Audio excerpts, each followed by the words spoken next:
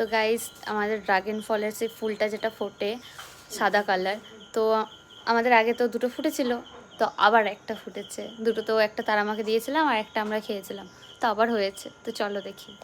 Guys আবার আমাদের dragon ফলের ফুল ধরেছে আর একটা, কি খুশি।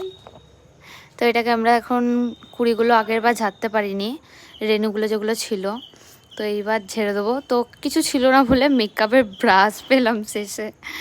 তো এই দেখো কত সুন্দর লাগছে, দেখো ভিতরটা এত সুন্দর। ভিতরটা কি আজকে সকাল থেকে ভাবছিলাম যে হবে হবে, তো রাতের বেলায় দেখছি হয়ে গেছে, ফুটে গেছে। এত সুন্দর লাগছে, খুব সুন্দর লাগছে, খুব সুন্দর। আর হোয়াইট কালার আমার এমনিতেও ফেভারিট।